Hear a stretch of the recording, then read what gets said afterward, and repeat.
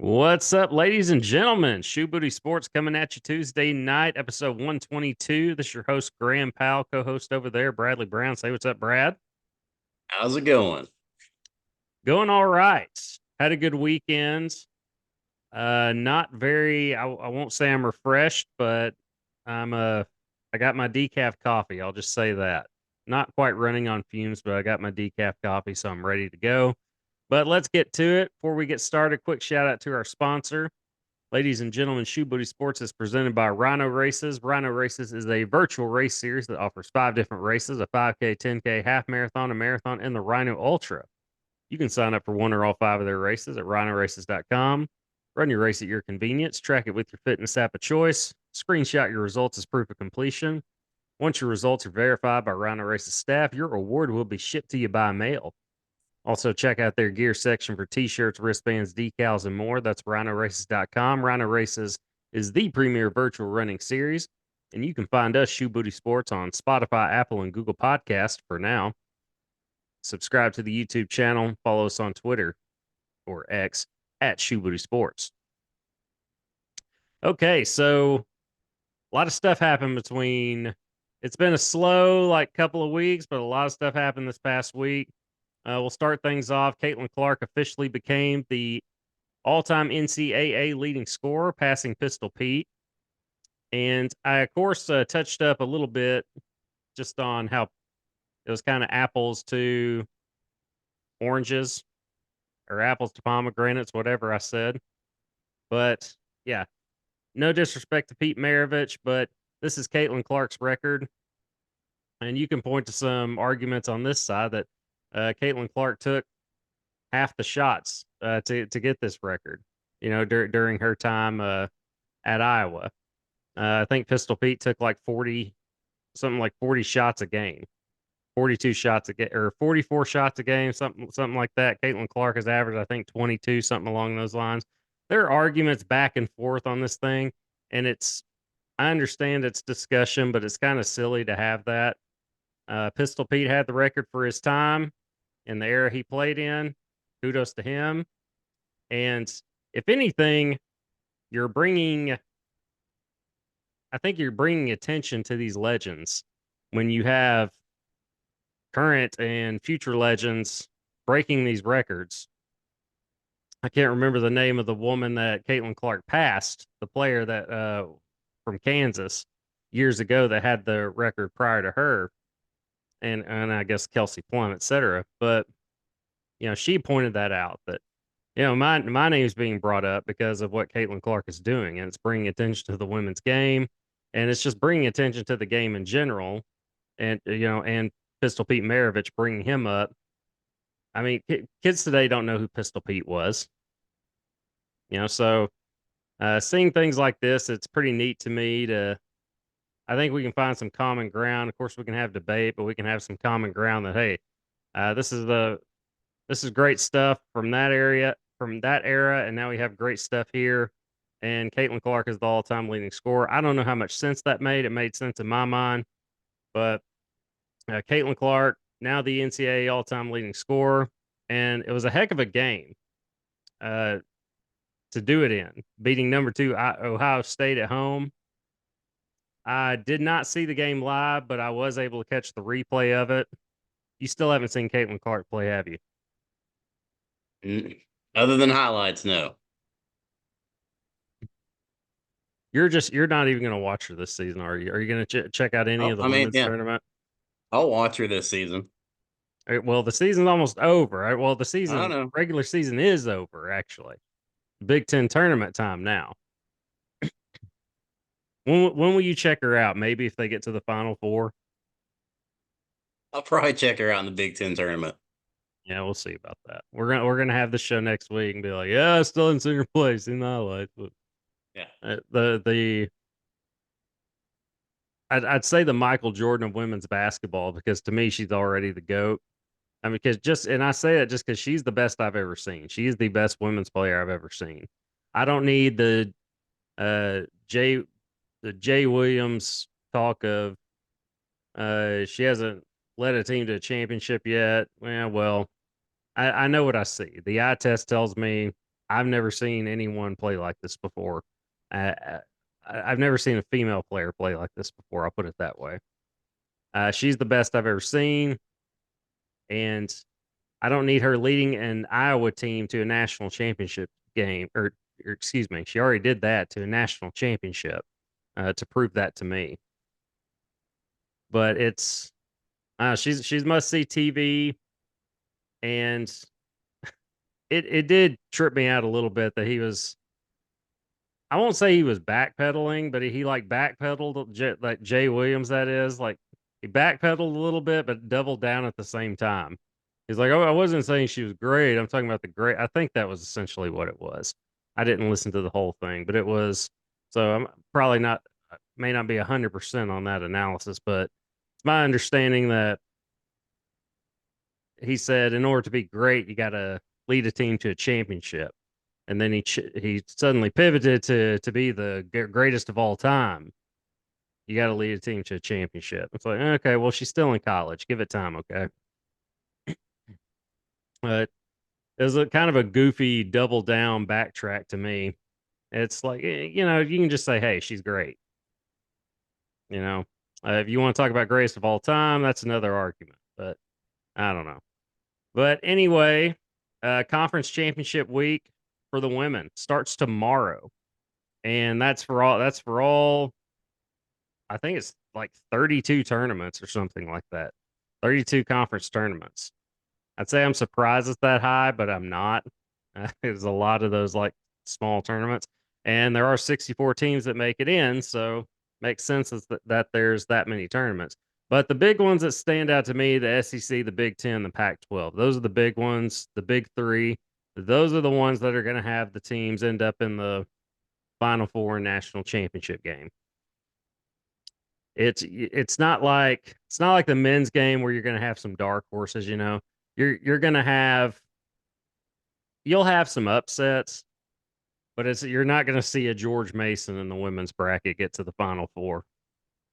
Not on this side. And I'm going to go off script a little bit here. Would you? And I feel like I would never ask this question otherwise. Would you rather see the men's tournament, the men's NCAA tournament this season, or an Iowa in the women's tournament, an Iowa LSU championship game rematch? Which would you rather see if you could only pick one? Probably the women's, man.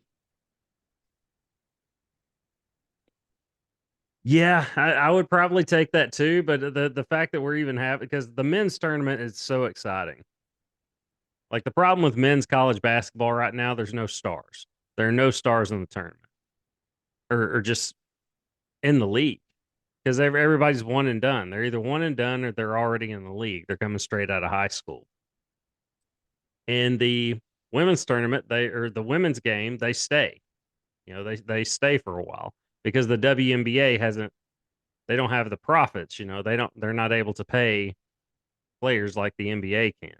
Not yet, and probably never. It'll never Yeah. be at the same level, even though it's going to grow when Caitlin Clark goes to the league. She's going to bring viewers with it. That's going to bring money. She's selling out crowds everywhere she goes. She's going to do the same thing at the WNBA. I've heard people question whether or not that will follow her, like this movement will follow her to the WNBA. Of course it is. Her game's not going anywhere. It's only going to get better. She's just going to do it at the next level. We would stop and watch Caitlin Clark play if she were doing it in a parking lot pickup game. What brings viewers is she's doing things we've not seen a female basketball player do before. Being in range as soon as she crosses half court, threes from the logo, her passing ability. It doesn't matter if she's doing this at the NCAA level or if she's doing it at the WNBA level. People are going to follow this. This isn't a movement that ends here at the collegiate level. It's going to the WNBA with her, and with that is going to come profits. So, but going back to conference championship week, the big three for me: SEC, Big Ten, Pac-12. Because the Pac-12, UCLA, Stanford's going to be in the mix. There's some others. I've not paid close attention to that, but I just know those teams are always in it. UCLA I think was number 2 at some point, and uh, Stanford's always a problem, always a 1 or 2 seed in the tournament, the big tournament that is. And of course, the SEC, you got the best team in the country in South Carolina. You got LSU, who I think is ranked eighth right now nationally, but they played South Carolina close in the regular season. They get the game I saw them play. So who knows what happens in the tournament? I would still pick South Carolina, but you got the SEC Player of the Year, Angel Reese. I believe that came out today. Um, the postseason or in-season awards for the SEC women. Yeah, I think Angel Reese was named SEC Player of the Year, deservedly so. Leads the conference in scoring and rebounds, so makes sense. And in the Big Ten, of course, you got Caitlin Clark, Iowa, Ohio State, Indiana, who kind of thumped Iowa pretty good when they played last. I believe that was Iowa's last loss. So very intriguing matchups in the Big Ten, which features 14 teams. But hey, I mean, Pac-12 is about to not even, they've got like 2 teams right now. So numbers don't matter anymore at this point. But yeah, SEC, I think we're just bound to see an LSU South Carolina rematch in the championship game, right? I mean, is anybody going to even come close to giving either team a problem? Not Arkansas. No, and talk about let's jump off onto that. Talk about a disappointing season for both the men and women basketball teams there at Arkansas. It's been rough. The women, their overall record isn't terrible, but you look at their SEC record, they're toward the bottom of the league. Got absolutely crushed by Ole Miss. I believe it was over the weekend. Yeah. And I mean, they hung with South Carolina for a little while, like into the second quarter. But by the end of the game, it was a 20+ point game, which didn't surprise me. But just to get embarrassed by Ole Miss like that, I mean, Ole Miss isn't a national power, is not a national power. No. But yeah, it's been disappointing. Sailor Poffenbarger, I think is her name. I just remember her first name. So it's a very unique name. I remember that. I believe. I mean, they've got some players that are in the top 5 in like the SEC statistical category. Like Poffenbarger, I think is second in the league in rebounds per game, something like that. Their post players in the top 5 in blocks. Got a really talented freshman. Can't remember the young lady's name, but that's the only bright spots. The win-loss record in the league has not been good. But I don't know, but not much is expected from the Arkansas women either. It's kind of like just be competitive and try to climb into that top 25, and you do that, it's kind of considered a success probably. I don't know. It's because it's South Carolina's league. LSU is up there now. Tennessee's been was the conference power for 20 years or so. It's been a while, but I mean, still a respectable program. But I don't even know. I don't even know what happened to the men. I mean, how did Musk get it so wrong this season? I have no clue. Because you can say, I mean, yeah, it's a new team essentially every year. I get it, but Tennessee's been consistently good this whole time, including this season. They're what, number 4 nationally right now? Alabama's still no drop off. Auburn, no drop off. Auburn has had a much better season this season than they did last year. They had a good year last year. So Tennessee, Bama, and Auburn haven't gone anywhere, but man, Arkansas has dipped. And by the way, yeah, they ended up losing when we had the show last week, talking about how they were kind of taking care of business against Vanderbilt. When we saw the game, of course, I go in there at the end of the game, and then they lose the game. Yeah, Vanderbilt beats them. Lose to a they got bad down Vanderbilt bad. team. Yeah, lose to a bad Vanderbilt team, and to lose to Kentucky. I mean, you competed with Kentucky, but you end up Yeah, losing. I think it was a double digit win or close to it by the end close of to the it. Yeah, game. I think it was 10-point game. But yeah, to and that's the thing. Kentucky's having a bad season, and they're still a top 25 team. They're still a top 25 team. Arkansas did just dipped hard. I mean, it's been a really bad season. But that's the thing. You could say, well, it's one season, and I get that and agree with it to an extent. But at the same time, Tennessee, Alabama, Auburn hasn't gone anywhere. Or I mean, Barnes, Nate Oates, Bruce Pearl. I mean, they've kept it. They've kept the ship straight. Uh, Arkansas is sunk, and it just makes me wonder how Muss got it so wrong in this recruiting class. Any glare? I mean, other than the obvious, like I mean, they can't. The big problem to me, and you could say maybe it's built off of that. Like the last couple of classes have not had good shooters.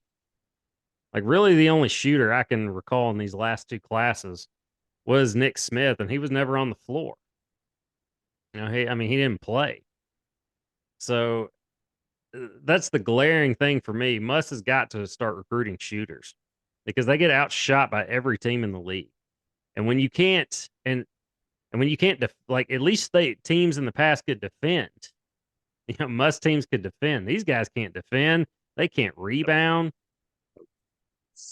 Trevin Brazil, when he was in the game, starting at the beginning of the season, he was playing the Kevin Love role with when he was with Cleveland. At just sit out there on the perimeter and shoot. It's like, why is this 6'11" slasher with the wingspan of a pterodactyl being a spot shooter on the perimeter, and he can't even shoot well? It made no Right. sense. It's afraid to get hurt in the paint.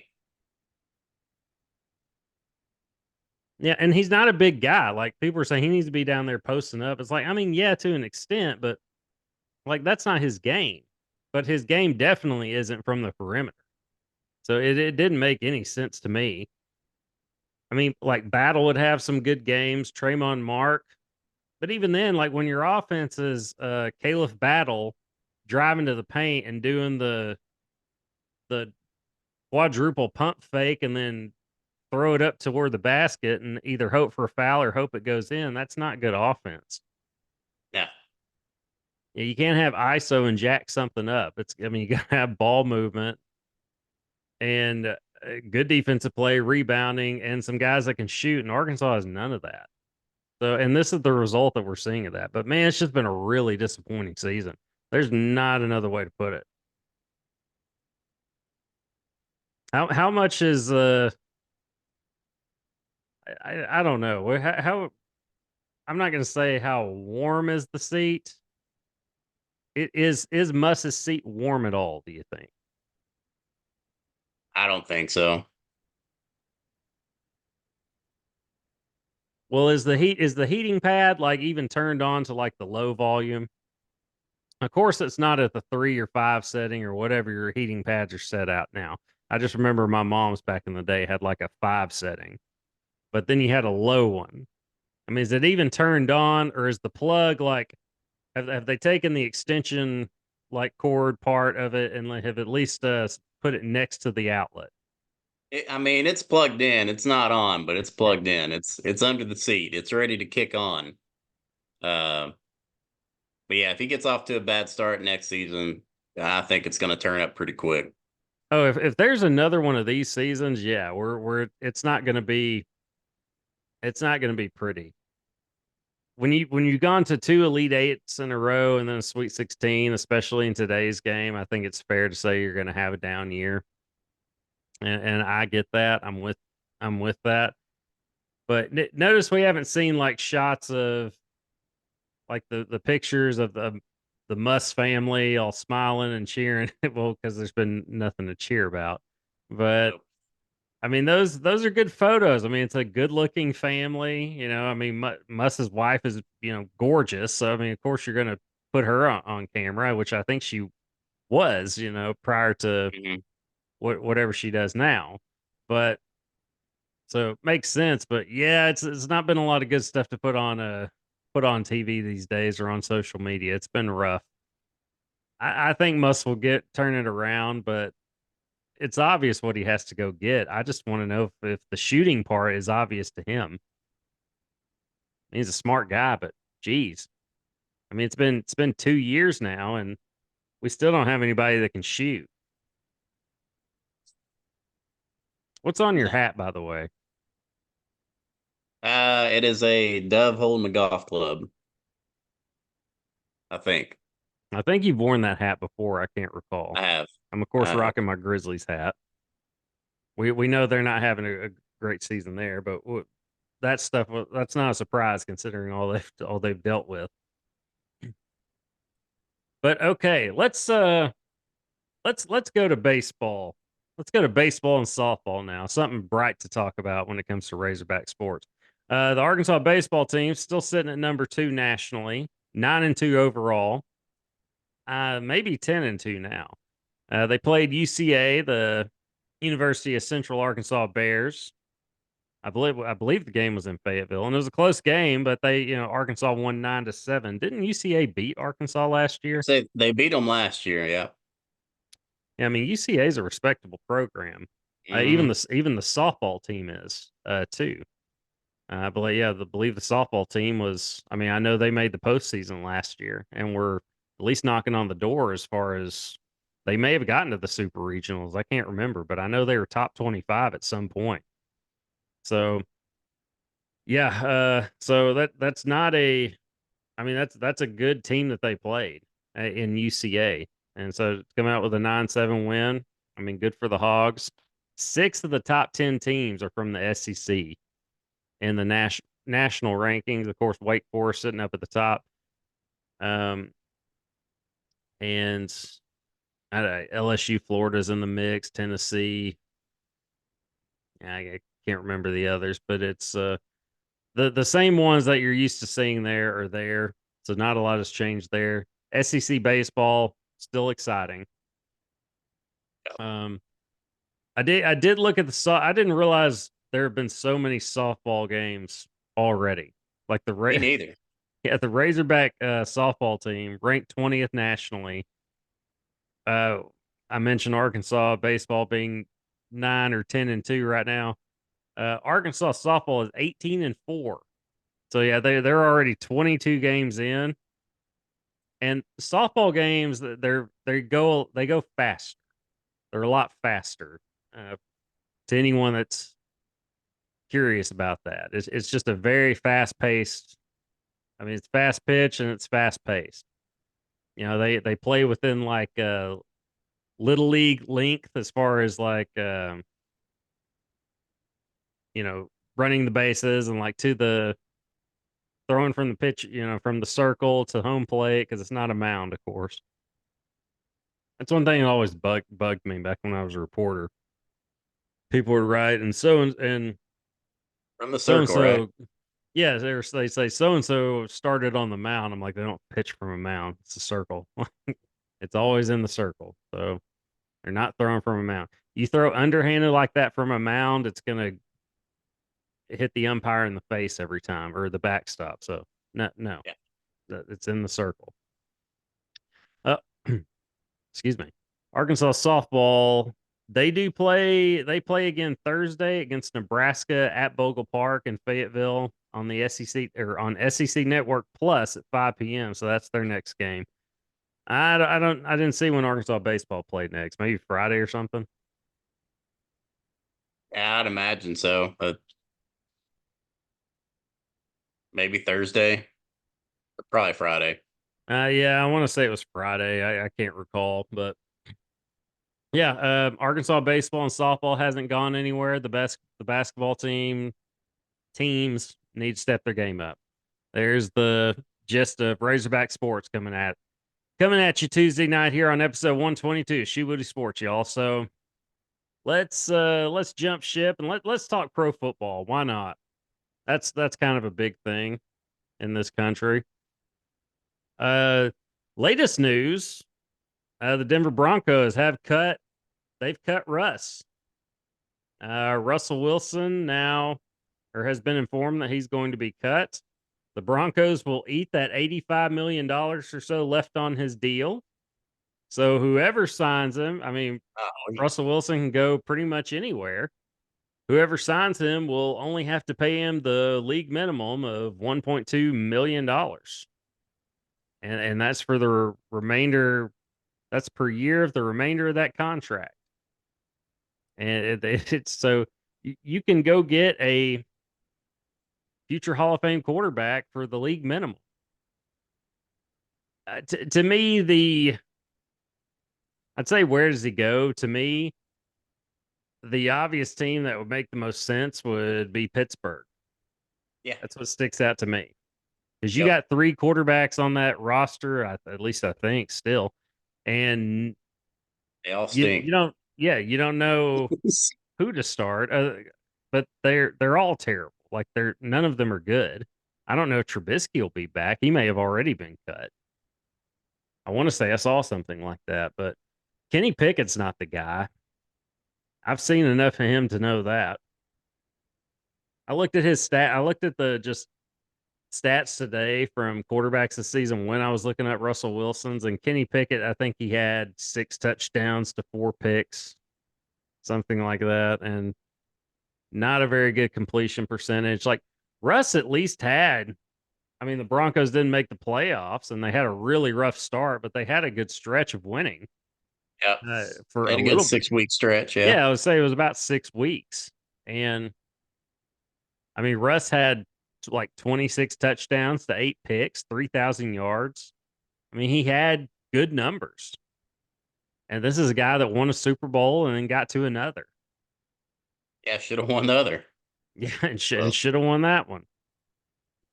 But to me, the Steelers that makes the most sense. I mean, other than that, uh, I, I've heard the Jets be tossed around. That's being a backup to Rodgers. But dude, that if you're won't the work, Steelers, you got to go get him. right? And I believe Russ has said he wherever he goes, he wants to have the assurance that he's going to be the starter. Oh So yeah. that won't work with the Jets. And if I'm Russ, I wouldn't want to go there anyway because their O line stinks. So I wouldn't want to go there if I was him anyway. But maybe the other ones that make sense, like maybe Atlanta. Although I hear they're interested in Kirk Cousins. And if that's the case, if Kirk Cousins signs with Atlanta, because apparently his wife is from there and Atlanta's very interested and may be willing to pay what would be required to get Kirk Cousins to Atlanta, because Kirk Cousins is not cheap. That's one thing we've learned No. throughout his career. He is not cheap. And, he and his agent have made a lot of money together.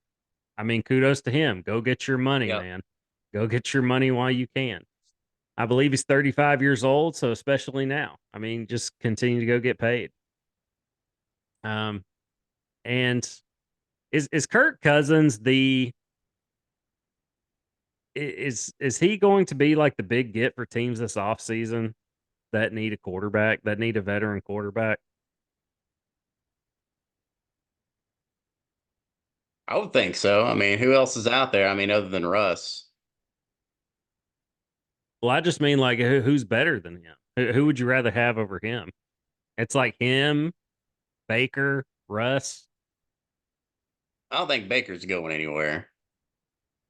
He hasn't been signed. I don't think he wants to go anywhere.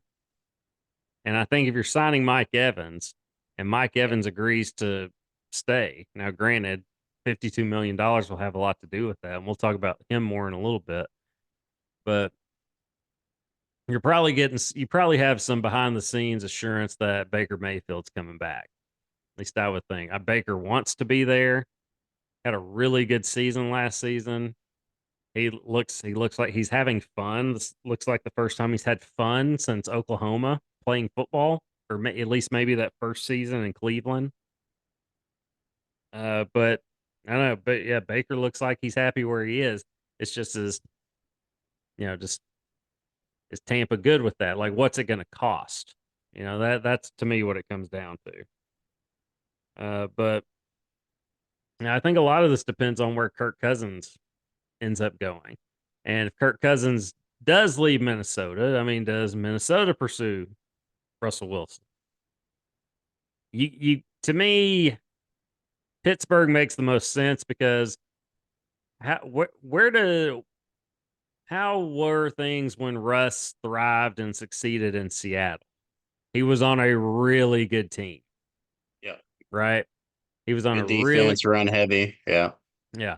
And what is Pittsburgh? Defense and run the football. And I mean they like to they can throw it, but it's a power smash mouth tough football team franchise, and defense and having a run game. Najee Harris, TJ Watt, to me it makes perfect sense. And is a heck of an upgrade over what you have currently there. So, and to get him at that price in that division, you're crazy. You're crazy if you don't go get Russell Wilson. Anything to add to that? Anything I'm missing? I don't think so.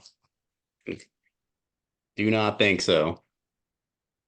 Yeah. Brad's They, bringing some serious hot takes to our show this week, y'all. yeah. Um, Hot takes. Yeah. Get them while you can. absolutely. But yeah, it would be crazy for Russ not to. Well, for the Steelers not to pursue Russ. I'll put it that way. Yeah. To me, it makes the most sense him going to Pittsburgh. Well, it's a win-win for both. It's a win-win for both. Like Russ can go to a good football team. He can kind of revitalize his career because look at some guys that have like played their way out of like can you play your way out of the Hall of Fame? I mean, like Kurt Warner had won a Super Bowl MVPs in St. Louis and then kept getting hurt and then went to New York and looked awful. Terrible. Yeah, ended up supposed to be he was supposed to be the guy to groom Eli Manning, and then was just so bad that they were like, all right, let's just plug Eli in there now. And Eli was better. And then he bounced to Arizona and then was kind of supposed to do the same thing with Matt Leinart, and then just we saw Leinart stunk, but also that Kurt Warner had just completely revitalized his career. I mean, he was slinging it all over the field Yeah. and was minus a miraculous catch away at the end of the game of by gosh, what was it? Santonio Holmes. Yeah. Yeah, from winning another Super Bowl.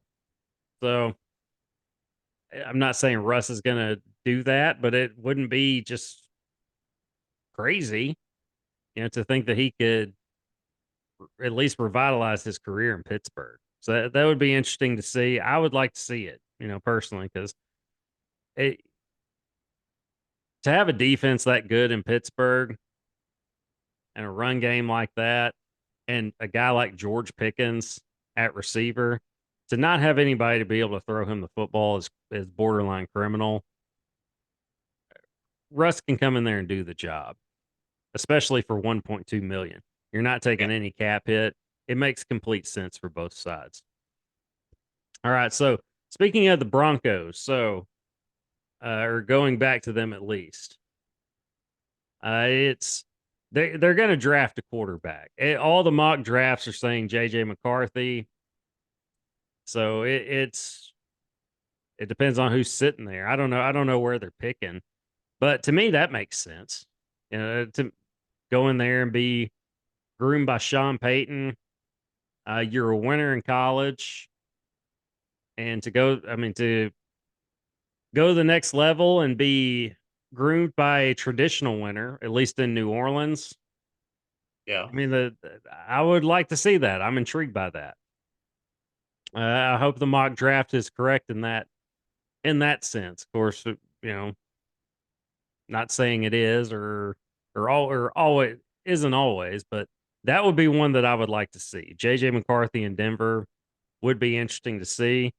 That could be a fun addition there. When he would start, I don't know, but uh, that's one mock draft I would like to see kind of come to life. All right. In other news, Jason Kelce has announced his retirement from pro football. He spent the off season, or at least since I won't even say the off season, since the Eagles got knocked out of the playoffs. He had been living his best life, Yeah. partying partying it up, tailgating, and when he had said told his team that he was retiring after that game, based on the way he was having a blast at his brother's football games, told me right there, like, yep, he is partying like a guy that just retired. Like that's what it told me. Like, yeah, he's definitely retiring, just because he is really having a lot of fun. So no surprise there. Uh, heck of a career. So all right, let's touch up on Mike Evans a little bit. Go back to him. Is Mike Evans a Hall of Famer right now? Like I said, he signed a 2-year, $50+ million deal. When I say that, you probably want to say it first. Like, I don't know. Is he? But listen to these I statistics. want to say yes. I mean, I I've would looked at say his numbers. I would say he has to be, because I saw it pop up in their playoff game or toward the end of the regular season. These are Mike Evans' numbers. In 10 seasons, he's had 762 catches, 11,680 yards, and 94 touchdowns. And that's only going to get big. And he only had Brady for 3 years. Yeah. He wasn't like he had, and he's always been a stud, going back to his days at A&M with Johnny Manziel. But yeah, it's Mike Evans, and those numbers are only going to grow. Right now, he's still a top 10 receiver, at least. So, yeah, just wanted to touch up on that. Those are deceiving stats. I don't know that you would necessarily know that Mike Evans has been that good of a football player over these last 10 seasons, just because he played for a Tampa Bay team that hasn't always been great, but they were Yeah. very relevant for a few years. But he's been very relevant for all 10 seasons. But just wanted to touch up on that a little bit before we get out of here. But it is that time now, so we are going to have to get out of here. But we'll be back with more stuff next week. Until then, we'll see y'all. The Scram Pal. Brother Brown. Deuces, y'all. Peace.